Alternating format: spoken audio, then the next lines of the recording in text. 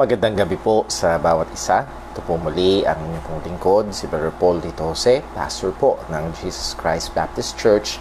And this is our time in the Word, and that is the Word of God. Tayo po nagpapasalamat sa Diyos sa patuloy niyang sustento sa atin, hindi lamang sa pisikal, material, kundi lalo't higit sa ating hong spiritual na buhay, sapagkat alam natin na ang lahat, kagaya ng ating pinag-aralan last Wednesday, everything from start to finish sa buhay natin bilang Kristiyano is only by the grace of God. The grace of God saved us until our glorification, and in between, the grace of God preserves us. So again, kagaya ng sinabi ni Apostol Pablo, I am what I am by the grace of God, and we are what we are. We're doing what we are doing. We have this ministry only by the grace of God. So we thank God for that. Bago tayo dumako sa atin hong sandaling devotion ngayong gabi pong ito, ang ating hong ilang mga announcements.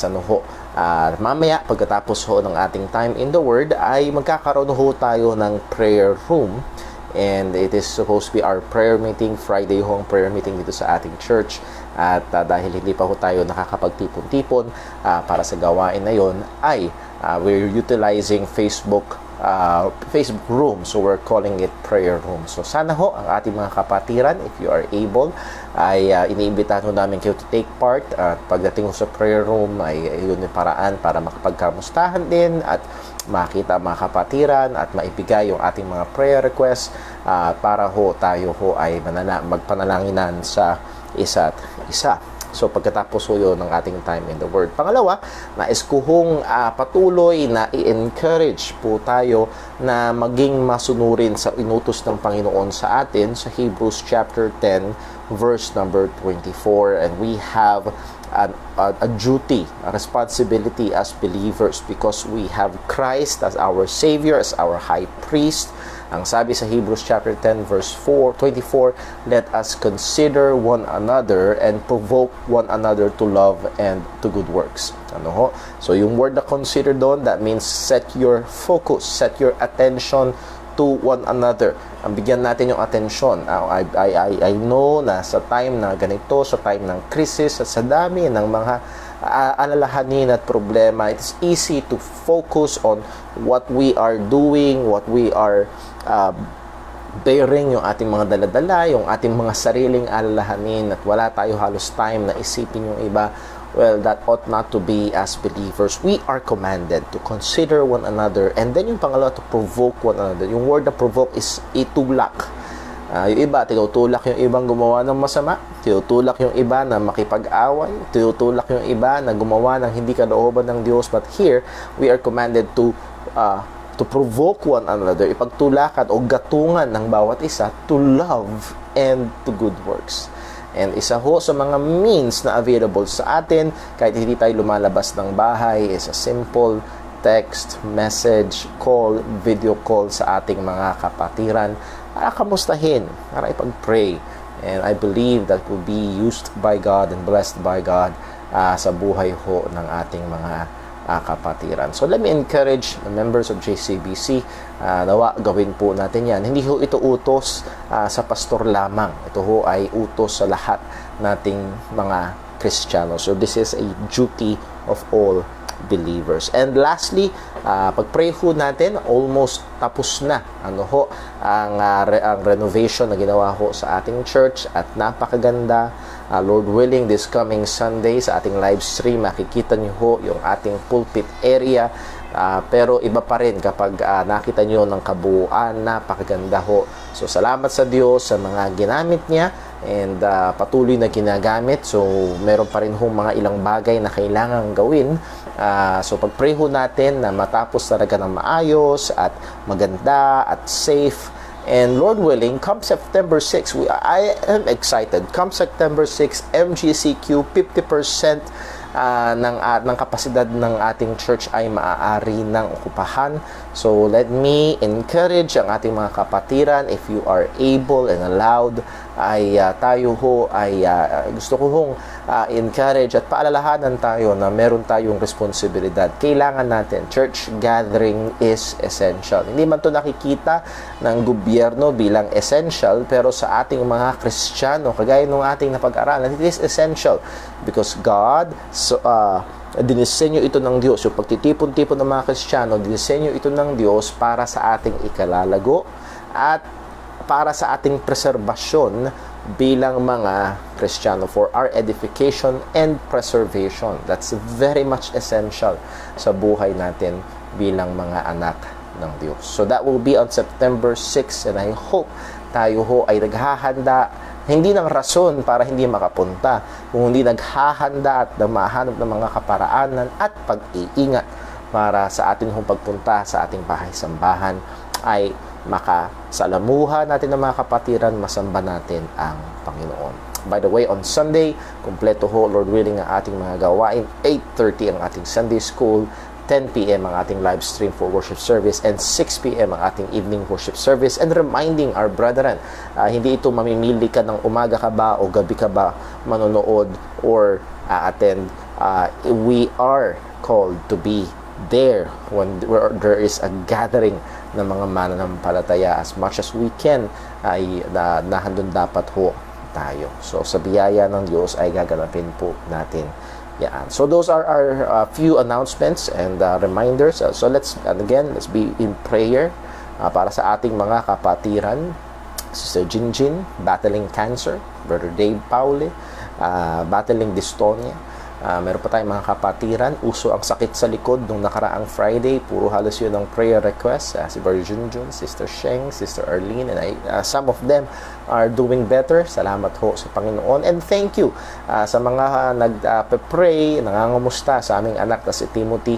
May konting ubo na lang ho siya, at sa biyaya ng Diyos ay painam yung kanyang kalagayan. So God is very, very gracious and merciful ho sa amin. So pag-pray ho natin ang bawat isa. At ngayon ho, bago natin basahin ang atin hong talatang pagbubulay-bulayan, actually isang paksa yung ating bibigyang pansin, and Lord willing, tingin ko tatawid ito hanggang sa susunod ho na linggo, no Wednesday ng ating time in the Word. So pag-pray ho natin na maging blessing po ang atin hong pagbubulay-bulay. Manalangin po muna tayo. Panginoon naming Diyos, aming Ama sa langit, muli kinikilala namin na Ikaw ang Diyos na banal, Diyos na matuwid, Diyos ng liwanag, at sa iyo ay walang anumang kadiliman, walang anumang masama. Lahat ng kasalanan ay kamuhi-muhi, karumal-dumal sa iyong harapan. Kaya po Panginoon, una sa lahat, amin pong hiling, patawarin mo po kami at linisin sa anumang kasalanan. Alam po namin, O Diyos, na kami nagkukulang sa iyo, na handun ang mga pagpalya, mga hindi nabantayang salita, kaisipan, gawa. Patawad po, Panginoon. At salamat sapagkat kay Kristo Jesus, yun lamang ang aming pag-asa. Doon lamang po kami kumakapit, sapagkat sa Kanya ay meron kaming kapatawaran ng aming mga kasalanan sa pamamagitan ng Kanyang dugo. Salamat po, O Diyos. Salamat po. Ngayon sa daling ito, sa aming pong pagbubulay-bulay sa iyong salita, bigyan mo kami ng bukas na puso't isipan. Tulungan mo kami, Panginoon. Nagaya ng panalangin ng mga awit, buksan mo ang aming mga mata upang makita namin ang mga dakilang bagay mula sa iyong kautusan. Dahil alam namin, O Diyos, na liban na ikaw ang magbigay ng liwanag, ay magiging dilim ang mga bagay na ito at hindi magiging kapakinabangan, lalo na sa aming mga espiritual na pamumuhay. Ilayo mo kami sa kayabangan, O Diyos, na kamuhi-muhi sa iyong harapan. Tuloy mo kaming baguhin sa wangis ng aming Panginoong Jesucristo. Siya na sa pinakamataas na kalagayan ay nagpakumbaba. Kami rin naman, O Diyos, ay tulungan mo na matuto pa na maging mapagkumbaba sa iyong harapan. Lord, amin din pong hinihiling, ikaw po ang mahabag sa amin pong presidente, sa aming gobyerno, sa mga problemang kinakaharap. Lord, alam namin na sa iyong mga mata ay walang natatago. Lahat ng korupsyon ay hayag sa iyong harapan. Lahat ng krimen ay hayag sa iyong harapan. At inaasahan namin, ikaw ang Diyos na matuwid, na walang kasalanan, na walang bayad, na walang kasalanang hindi parurusahan. Kaya, O Diyos, ay ikaw po ang mahabag sa aming pong gobyerno, maging sa krisis na ito ng COVID-19, maging sa mga healthcare workers, sa mga apektado, mahabag ka po, O Diyos. Muli, aming inihiling ang iyong paggabay sa aming pong pag-aaral. Tulungan mo kami, Panginoon, ang aming mga kapatiran din na may mga karamdaman, may mga iba't ibang struggles. Lord, we do pray for them. For Sister Jinjin, alalahanin mo po siya, abutin mo po ng iyong kamay, bigyan po siya ng comfort, ng physical din niyang kalagayan, yan din ang kanyang pananampalataya. Maging si Brother Dave Paule, salamat po sa ginagamit mo upang makatulong sa kanya at sa kanyang pamilya. And also, please, we pray na bigyan mo siya ng lakas at yung loobin na madiscover na ang gamot sa kalagayan nilang mga XDP patients. Lord, have mercy, have mercy. And also, maging sa mga kapatiran namin na may mga iba't iba pang karamdaman o mga kabigatang daladala. Alam mo po lahat ito, O Diyos. Aming hiling ang iyong habag, ang iyong biyaya, ang iyong pagkilos. Hindi lamang sa mga problemang yun, kundi sa amin mismo. Patuloy mo kaming hubugin. Patuloy mo kaming palaguin. Maging sa pamagitan ng mga pagsubok na ito. Lahat po ito, O Diyos, ay sa inamin pinagkakatiwala, sa inamin hinihiling na may kayang gumawa ng higit sa aming hinihingi at inaakala. At ito po ay aming dalangin at inaasahan sapagkat ito'y aming dalangin sa pangalan ng aming Panginoong Hesukristo. Amen. Well, tayo ho ay dumako sa ating pagbubulay-bulay at isang paksa na medyo sensitibo ang ating pag-uusapan. At ito ho ay isang paksa na lahat tayo ay pamilyar o walang tao na nabuhay sa mundo na hindi dumaan sa bagay ho na ito at kailangan nating matutunan kung paano haharapin ang mga ganitong bagay. Ano ho ito? Yung tinatawag ho nating sufferings, mga pagdurusa. So our study today and Lord willing until next week Wednesday will be dealing with or responding to sufferings. How should we respond as believers to sufferings? At siguro kung merong isang karakter sa Biblia na alam natin na matindi ang pinagdaan ng pagdurusa, matututo tayo ng madami mula ho sa kanya. And to that, I would like to invite you to Job chapter 1. Job chapter 1, and maybe very familiar na ho sa marami ang mga talatang ating babasahin. At yes, sa church, na pag-aralan na ho natin minsan ito, but I think, ay magandang mabalikan ho natin ito lalo na sa mga present na circumstances na kinalalagyan po natin. So, Job chapter 1, and I hope your Bibles are open. Buksan po natin dito, Job chapter 1, basahin natin verses 20 to 22. Job chapter 1, verses 20 hanggang verse 22. Ito po ang sabi ng salita ng Diyos. Then Job arose and rent his mantle. I think it's best na basahin natin yung verse 19 to get a little bit more of the flow. So, simulan sa verse 19. Pasensya na po. And behold, there came a great wind from the wilderness and smote the four corners of the house, and it fell up, and they are dead. And I only am escaped alone to tell thee. So, ang context ng verse na babasahin natin ay dumating na sunod-sunod ang mga masasamang balita. Masasamang balita kay Job. Naubos yung kanyang mga hayop, namatay yung kanyang mga alipin, yung mga kamelyo, yung mga asno, yung mga tupa, lahat, mga baka, yung mga ari-arian niya. Siya ay tinuturing na pinakamayaman, pinaka-prosperous sa kanilang lugar. From the top, he suddenly plummeted. Siya ay bumagsak sa pinaka-ilalim, nabura ang kanyang kayamanan in just that one day, and sunod-sunod ang balita at again ay hindi lamang ho kayamanan at ari-arian na wala sa kanya, ang kanyang mga anak completely ay namatay lahat. At yun yung huling balita na sinabi, na doon sa bahay ng kanilang kuya ang kanyang mga anak at sila ay nagsisikay, nagdiriwang, malamang birthday nung kuya, at dumating ang strong wind, malamang ipo-ipo ito, tornado, at itinumba at namatay silang lahat. At yun yung balita na dumating sa kanya. And so, how did Job responded in the face of this great loss, great suffering? Ano ang response ni Job? Ang sabi ng salita ng Panginoon, Verse 20, Then Job arose and rent his mantle and shaved his head and fell down upon the ground and worshipped and said, Naked came I out of my mother's womb, and naked shall I return thither. The Lord gave, and the Lord hath taken away. Blessed be the name of the Lord. In all this, Job sinned not, nor charged God foolishly. Pagpalain po ng Diyos ang pagkabasa ng kanyang mga salita. At again, siguro ho ay wala sa ating hindi makaka-identify kay Job. Yes, ay wala siguro sa ating nagdusa o nagdurusa ng kasing taas ng level, kasing tindi ng karanasan ni Job. And alam natin sa chapter 2 ay hindi lang kanyang mga ari-ari at kanyang mga anak, maging ang kanyang kalusugan.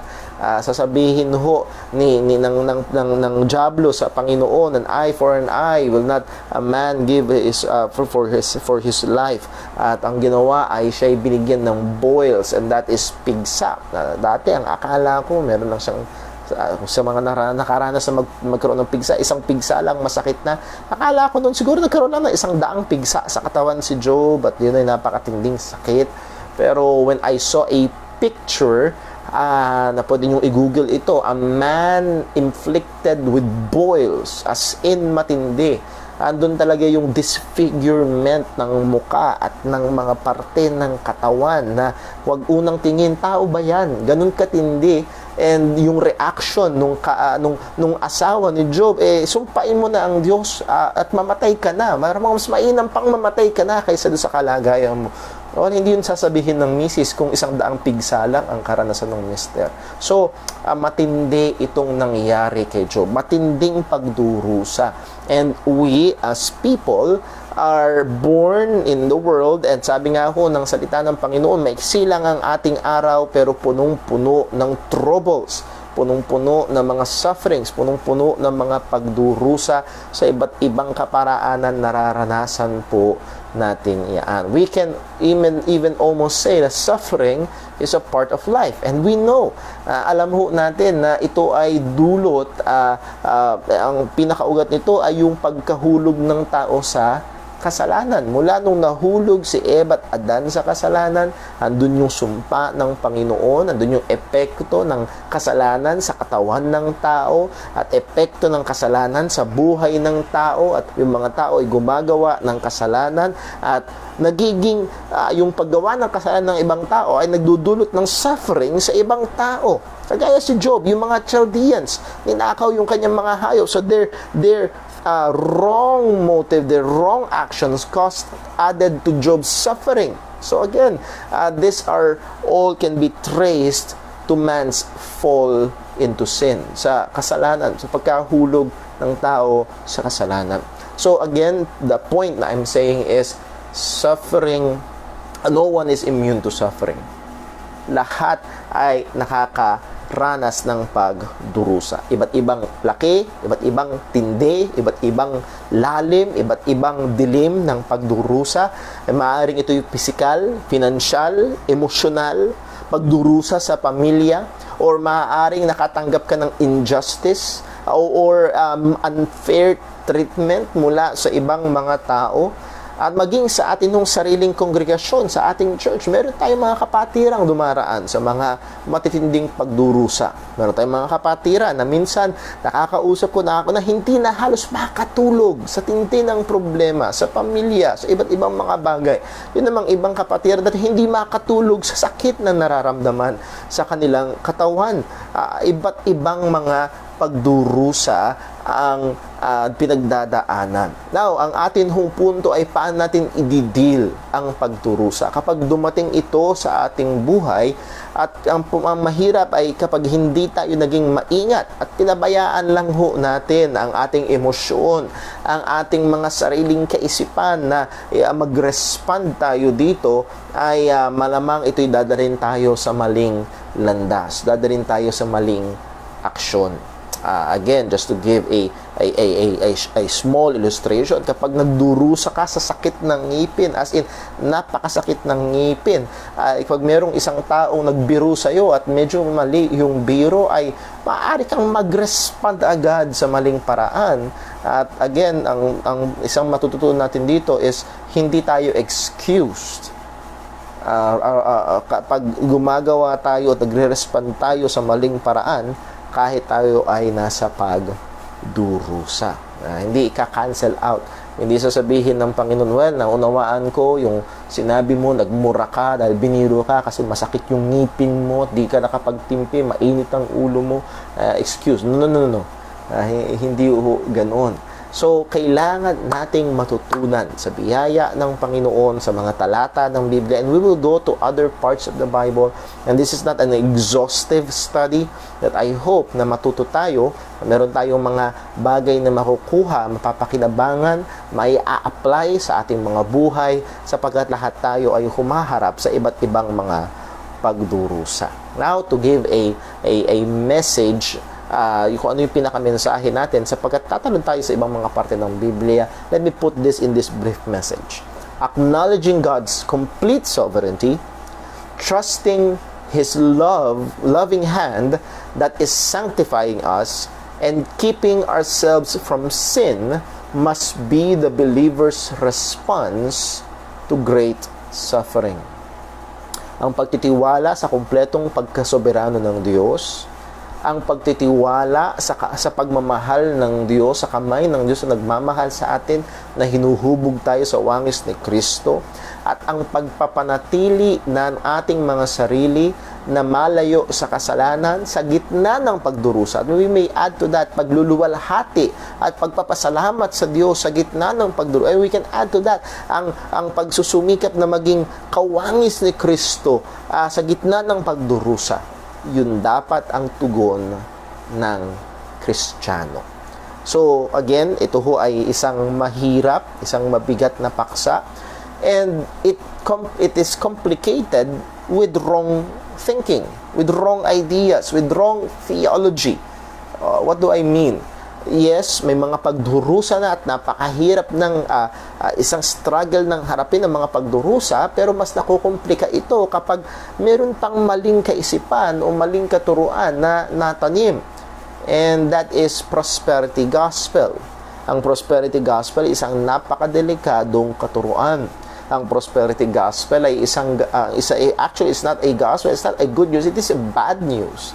And it is totally contrary sa maliwanag na tinuturo ng salita ng Diyos. In short, prosperity gospel ay ito, God always wants you to be healthy, wealthy, and problem-free. Ang gusto ng Diyos, lagi kang malusog. Gusto ng Diyos, lagi kang masaya. Gusto ng Diyos ay lagi kang mayaman. Gusto ng Diyos, lagi kang walang problema. But the reality is, hindi ganoon ang ating kalagayan.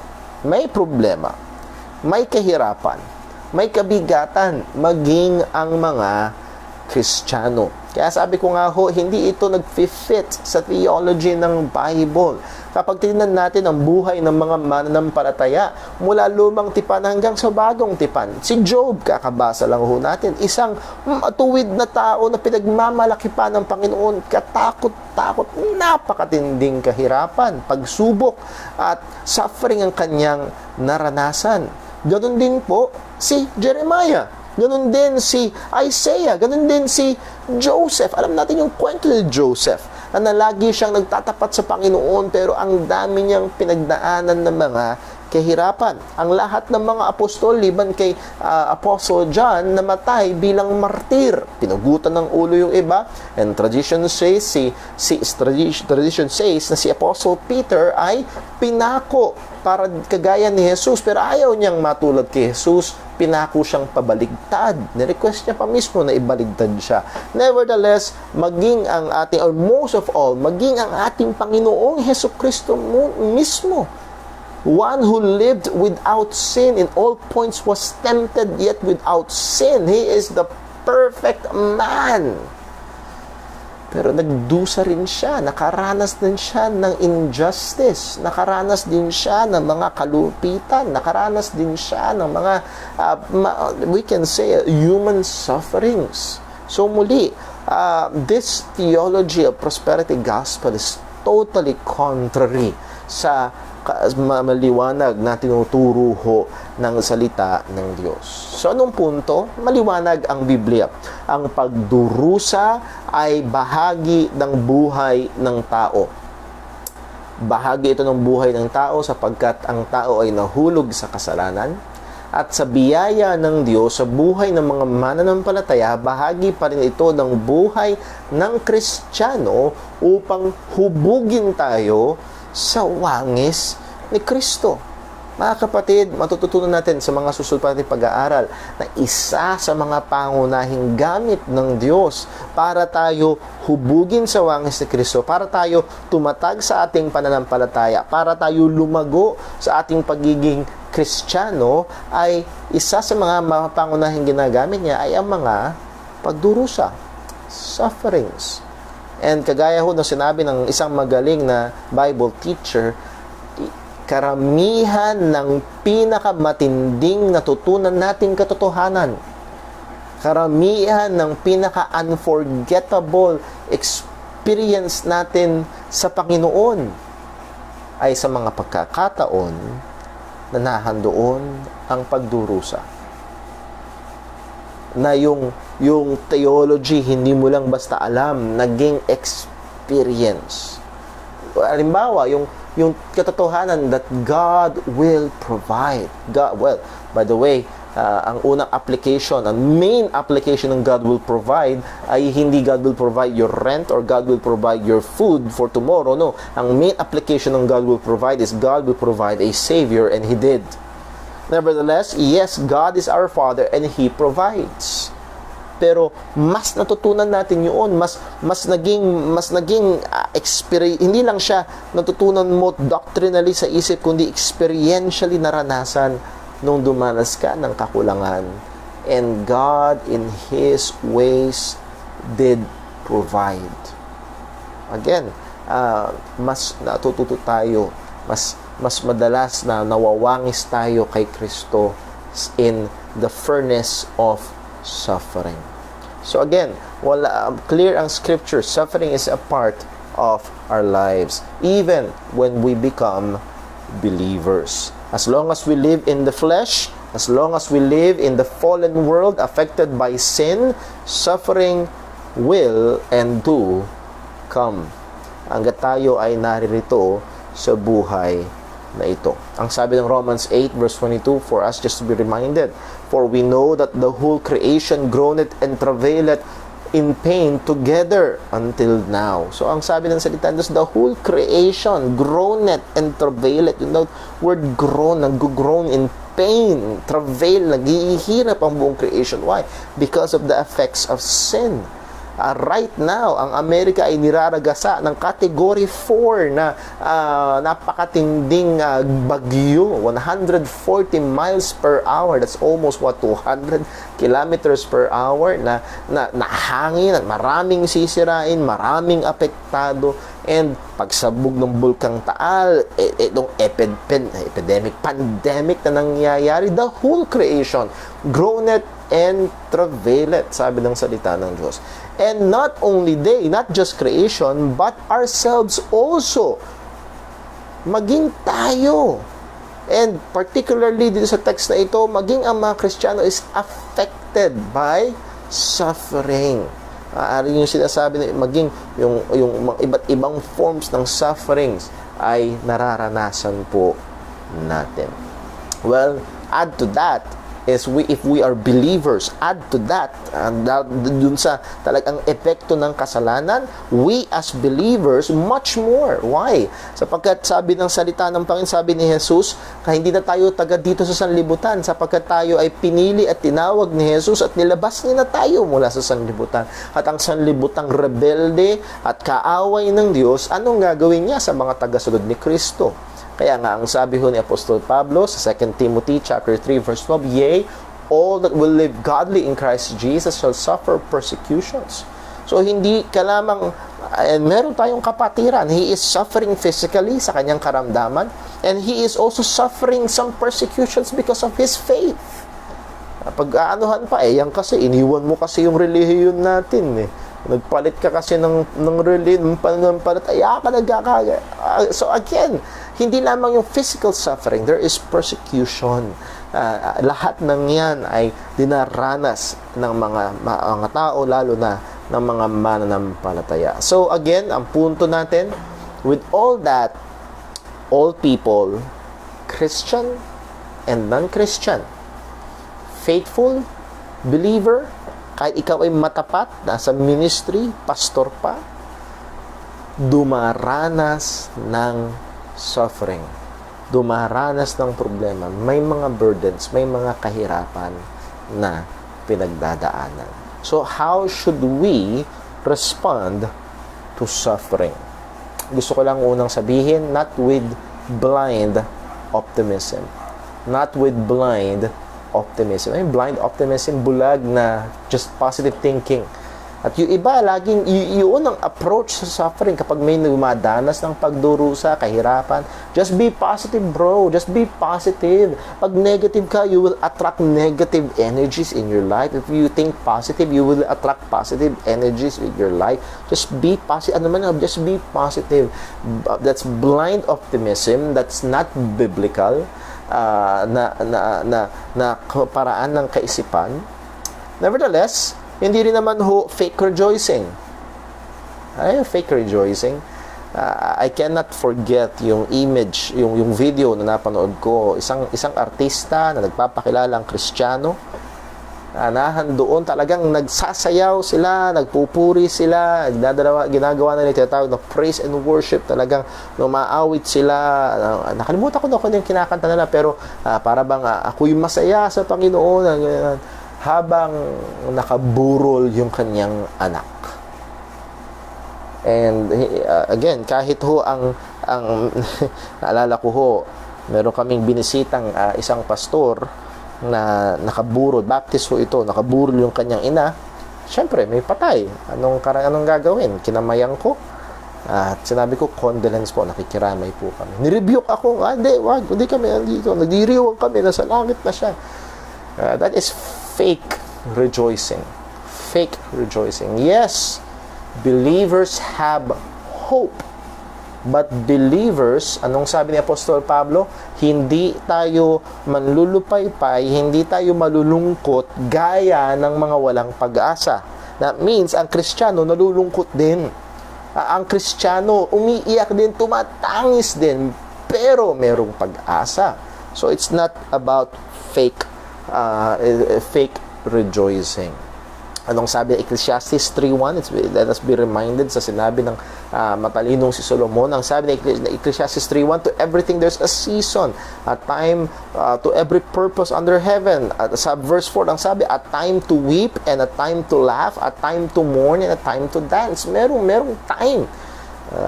Tingin ko, hindi time upang sumayaw habang nakaburol yung anak.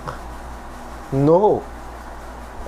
So again, there are those times. But when the times of mourning do come, kapag dumating ang mga pagsubok sa buhay, paano ito dapat harapin ng mananampalataya? So let's go to point number 1. Point number 1, at makikita natin ito dito sa talata na ating binasa sa Book of Job, particularly verse number 21.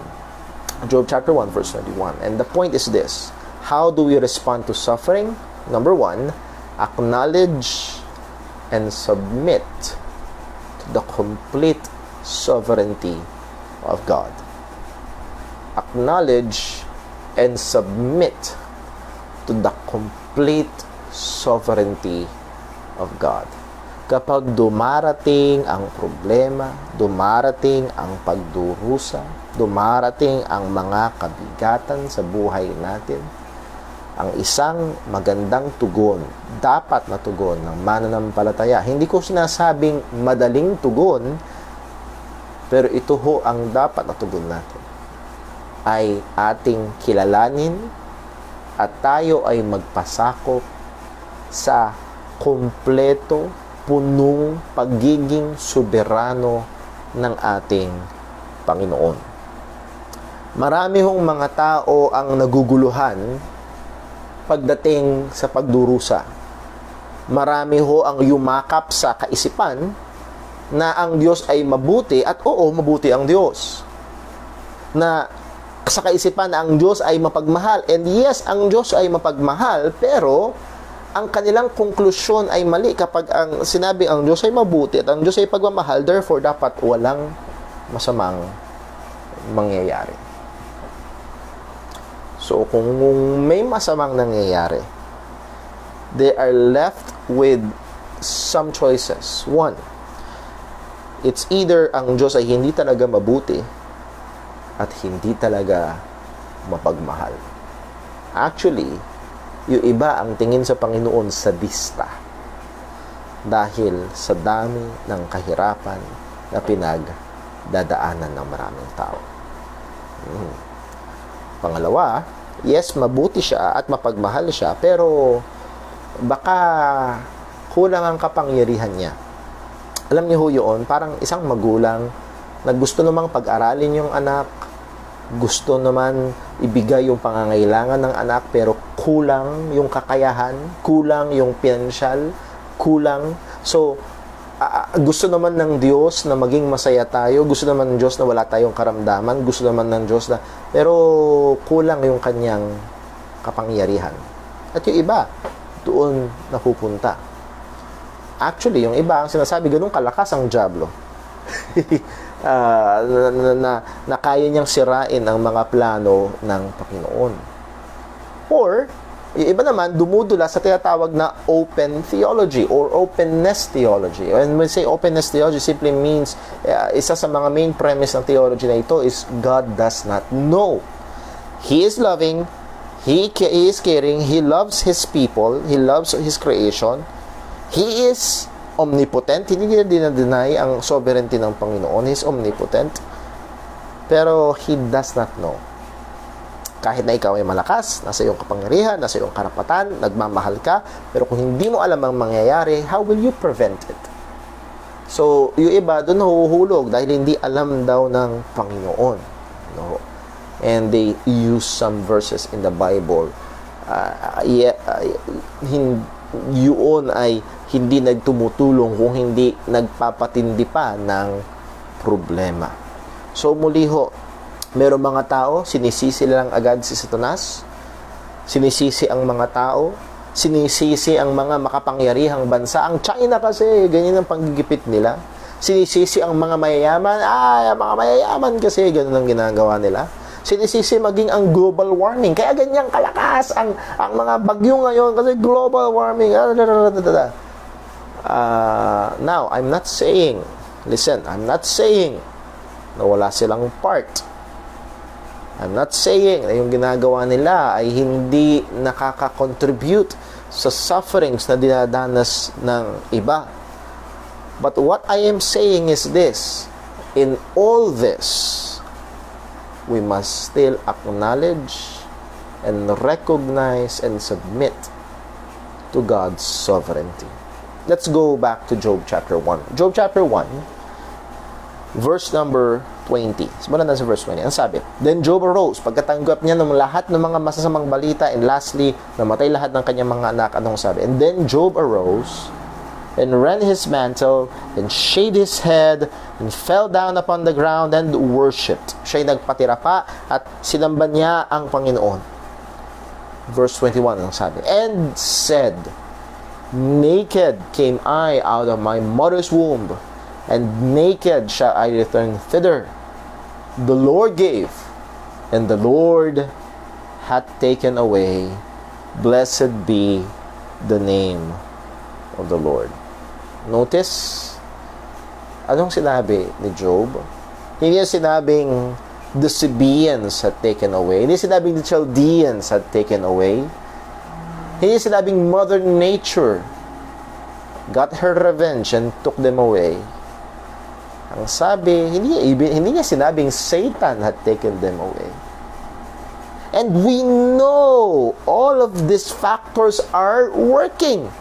Satan was si Satanas ay nasa behind the scene at maaaring inudyukan niya at ginamit niya ang mga Sabaeans and Chaldeans, but even the Sabaeans themselves and the Chaldeans themselves are what? Responsible. Nagplano sila, ginusto nilang nakawan itong si Job. Or even Mother Nature, na tinatawag nila, yung malakas na hangin na umihip doon sa bahay na kung saan naroroon yung mga anak ni Job. We can say na maaaring ito'y ipo-ipo. Sabi diba, Mother Nature, natural disaster. Pero ang sabi ng Panginoon, the Lord gave, and it is the Lord that hath taken away. Ano ho ang punto? Sa tugon ni Job, paano nangyayari na ganito ang tugon ni Job sa gitna ng matinding pagdurusa na kanyang pinagdadaraanan, kinakaharap? Job's understanding of God's sovereignty surfaced in the midst of his great suffering. Yung pagkaunawa, yung pagre-recognize ni Job sa pagiging soberano ng Panginoon ay pumailan lang. Ito yung pumaibabaw. Ito yung namutawi sa kanyang bibig. Ito yung katotohanan na naging angkla ng kanyang kaisipan at ng kanyang puso upang siya'y hindi matinag na ang Diyos ay Diyos na soberano, maging sa gitna ng lahat ng pagdurusa ni Job. And may I say, mga kapatid, yes, maaaring ito ay mahirap lunukin at hindi ito sasagot sa lahat ng katanungan. Pero nais kong sabihin, kahit hindi nito masagot lahat ng ating katanungan, ito ay totoo.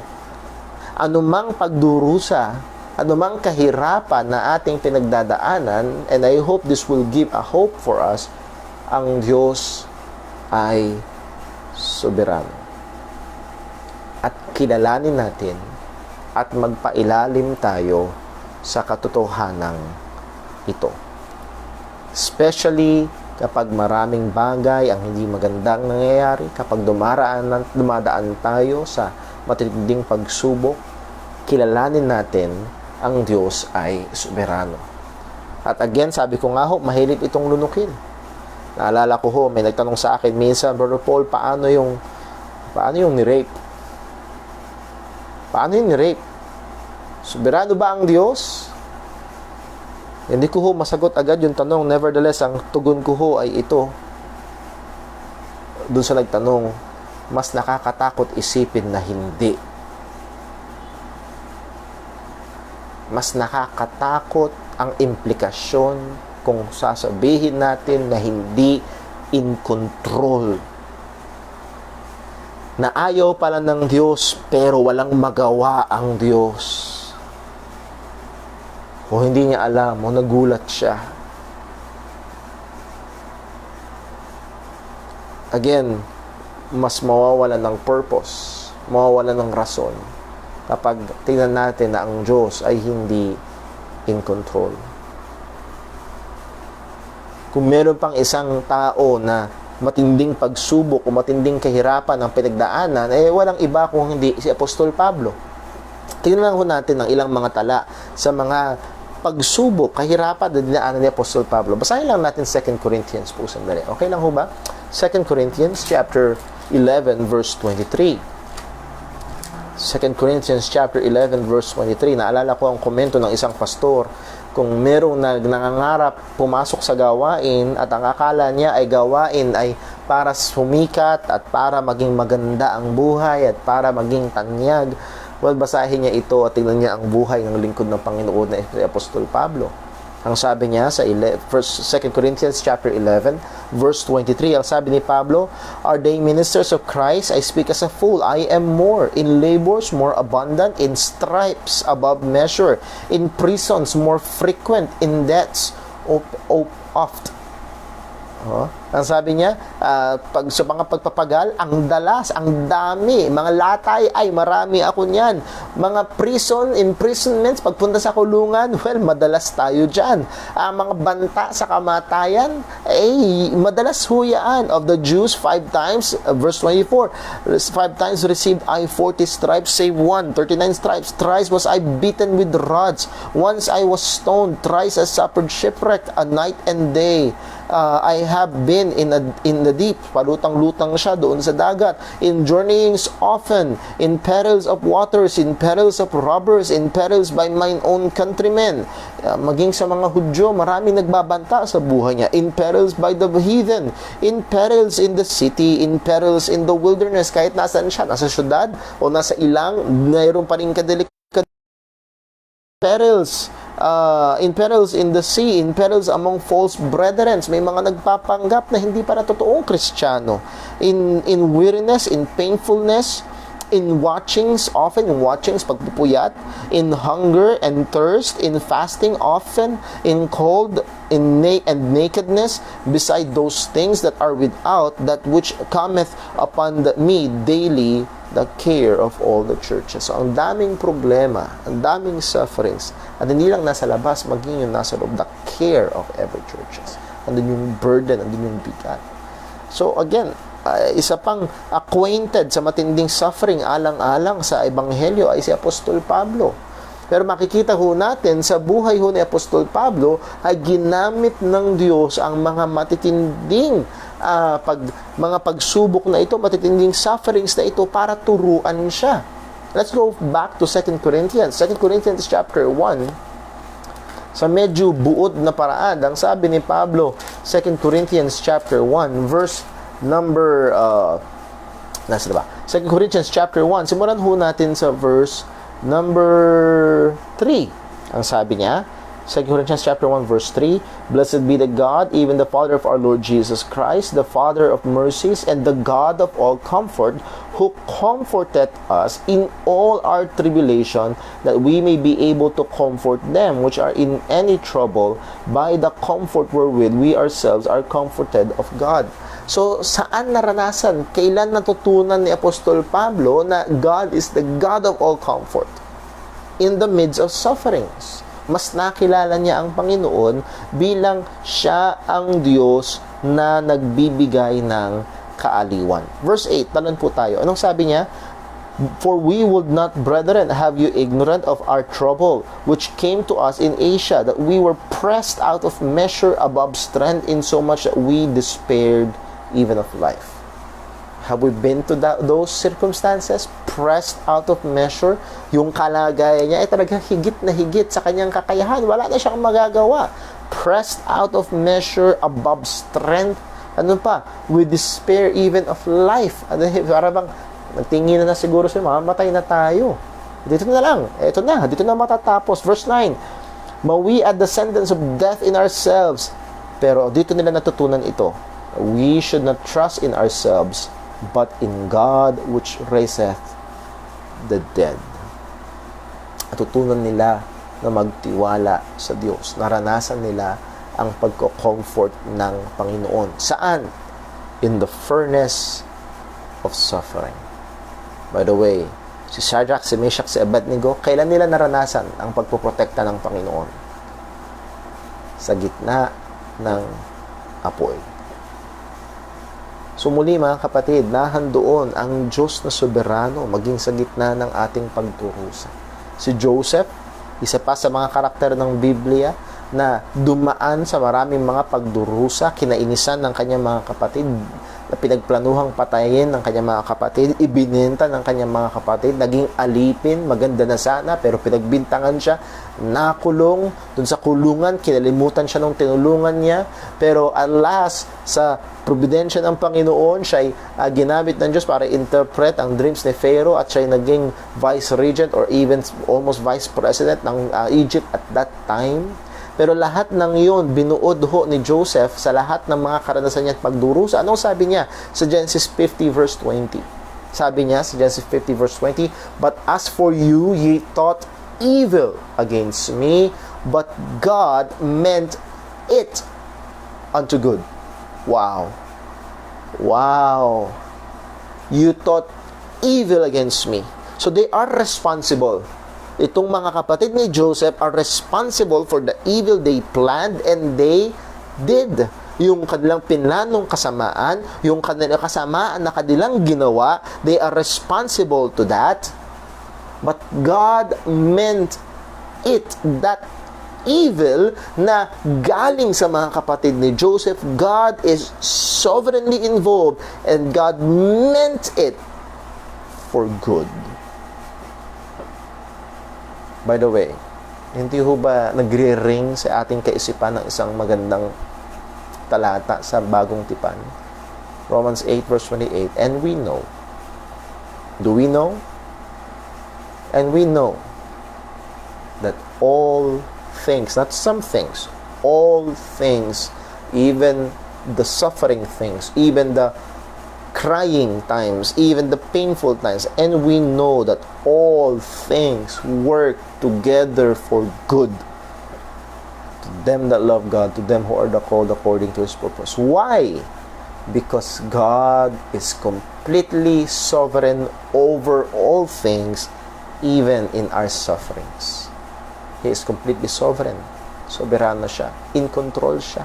Makapangyarihan siya. Mga kapatid, let me remind you, even in this COVID-19 pandemic, God is completely in control. Hindi siya na-oust sa trono niya. Our God is in the heavens and He doeth whatsoever He wills. Ang Diyos natin ay nakaluklok pa rin sa langit. Kaya nung ating pinag-aralan sa Psalm 2, kahit anong pagplanuhan ng tao, magsama-sama ng pinakamakapangyarihang mga tao para lumaban sa Panginoon, ang Diyos nakaupo sa kalangitan. He is sovereignly in control. Maging ang ating Panginoong Jesucristo mismo, nakaranas ng pagdurusa, nakaranas ng unfair trial, nakaranas at itong unfair trial na ito ay ginamit para siya ay hatulan ng kamatayan by crucifixion. Anong sabi ng Apostol Pedro o ng mga apostol sa Acts chapter 2 verse 22? Acts chapter 2 verse 22. Anong sabi ho ng salita ng Panginoon? Acts 2:22. Ye men of Israel, hear these words, Jesus of Nazareth, a man approved of God among you by miracles and wonders and signs which God did by him in the midst of you, as ye yourselves also know him, being delivered by the determinate counsel and foreknowledge of God, ye have taken and by wicked hands have crucified and slain. Wow.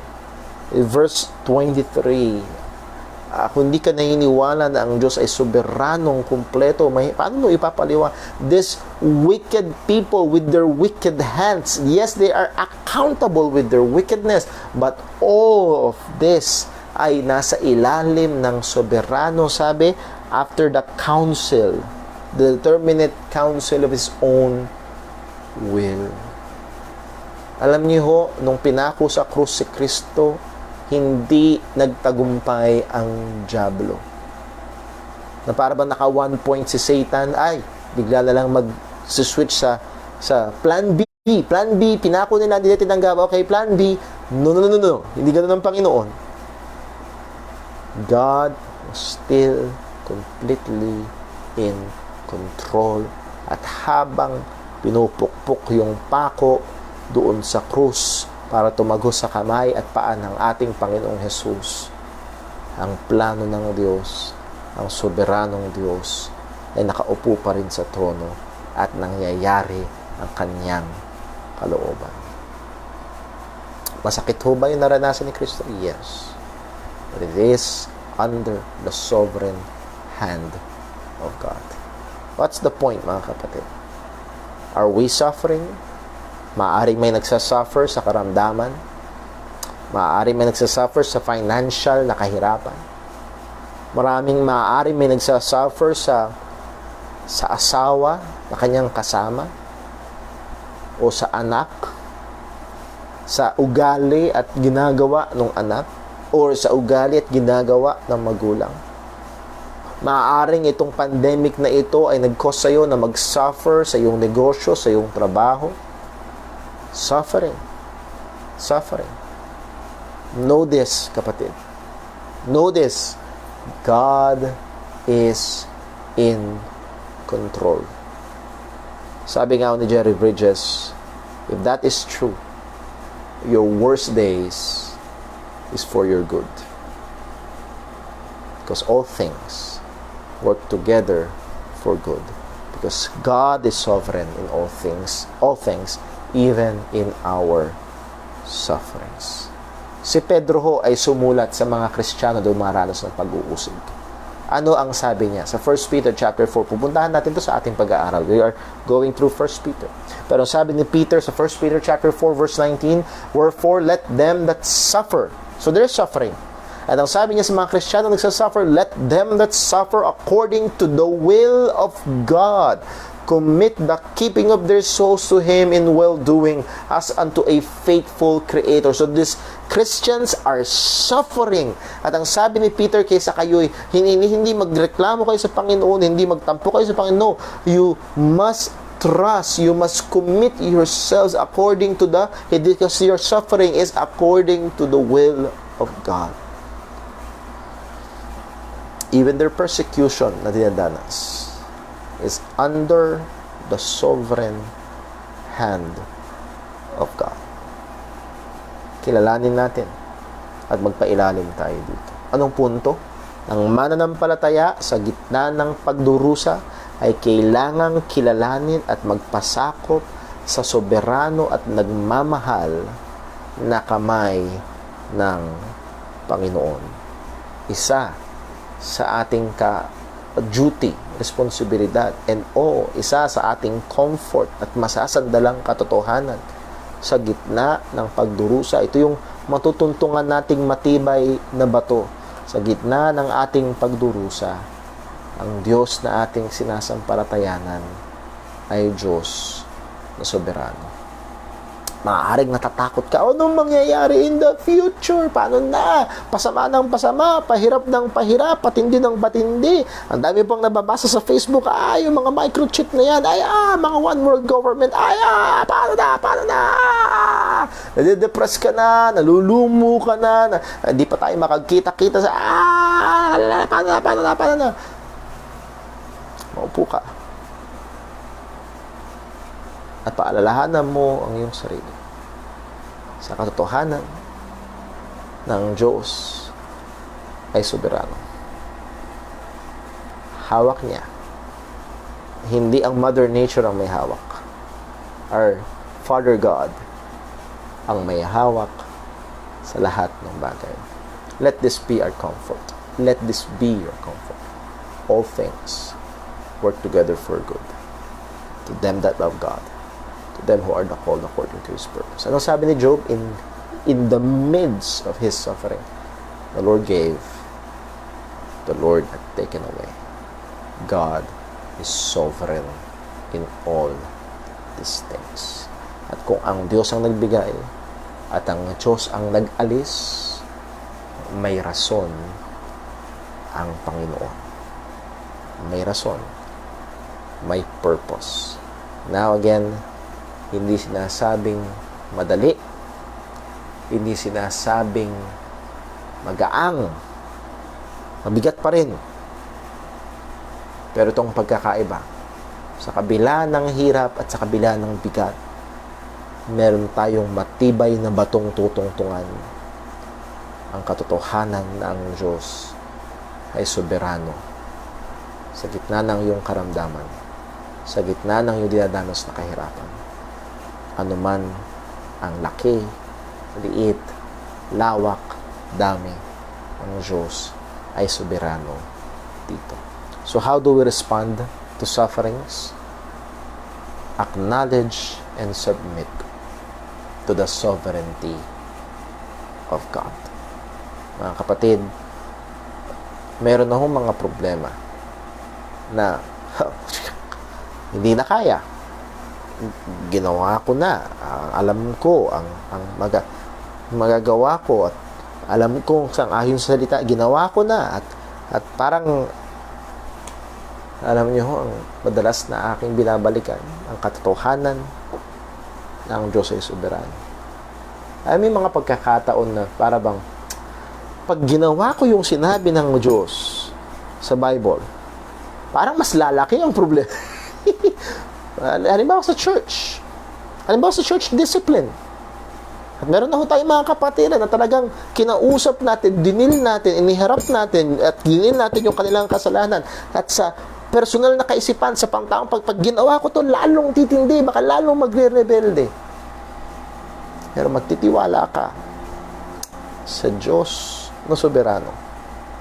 At actually, minsan may excitement pa ako. Lord, sinunod namin, ginawa namin ang sang-ayon sa iyong salita. Titignan ko kung paano mo gagamitin to at pagpapalain to sa kapurihan ng iyong pangalan. Take courage, kapatid. Ikaw na dumaraan sa kahirapan, pagdurusa, anumang halaki, anumang forma, ang Diyos ay soberano. God bless. Let's pray. Panginoon naming Diyos, sa aming Ama sa langit, salamat po. Pagpapaalala mo sa amin ang katotohanan na ikaw ang Diyos na may hawak ng lahat ng bagay, na may otoridad sa lahat ng bagay, na soberano sa lahat ng bagay. Hindi lamang pag maganda, hindi lamang pag masaya, hindi lamang pag okay ang lahat ng bagay, hindi maging sa gitna ng pagdurusa, sa gitna ng injustice, sa gitna ng mga maling gawa ng ibang tao. Alam namin, ikaw pa rin ang Diyos na soberano. Alam namin, ang lahat ng bagay ay nangyayari sa ikabubuti ng mga tinawag mo, ng mga nagmamahal sa iyo, ng iyong mga anak. Panginoon, sa espesyal na paraan, aking pong hiling, abutin mo po ang aming mga kapatiran na tumaraan sa matinding pagdurusa. Ito man ay pisikal sa karamdaman, emosyonal, mental sa kaisipan. Meron kami mga kapatiran na halos hindi na magkatulog sa tindi ng mga problema at bigat na kanilang daladala. O Panginoon, paunawa mo sa espesyal na paraan so pang sila'y makapagpahinga sa katotohanan na ikaw ang Diyos na may hawak, ikaw ang Diyos na makapangyarihan, na hindi ito labas sa soberano mong kamay. Maging ang pandemya na aming kinakaharap, hawak mo po. Lord, salamat po sa katotohanan ito. Salamat po sa pangako mong ito. Pwede naming harapin maging ang mga pag-uusig o mga problema. Nagtitiwala sa iyo sapagkat ito ay nasa ilalim ng iyong soberanong kapangyarihan. Salamat po, O Diyos. Lahat ng ito ay aming tinatagubilin sa iyo. Ang aming mga kapatid na dumaraan sa pagdudurusa, aming kayo kakatiwala sa iyo. Kung kami man ay dumaan sa pagsubok, hayaan mo po ang mga katotohanan ito ay maalala namin at sandalan namin. Lahat ng tudalangin namin sa pangalan ng aming Panginoong Jesucristo. Amen.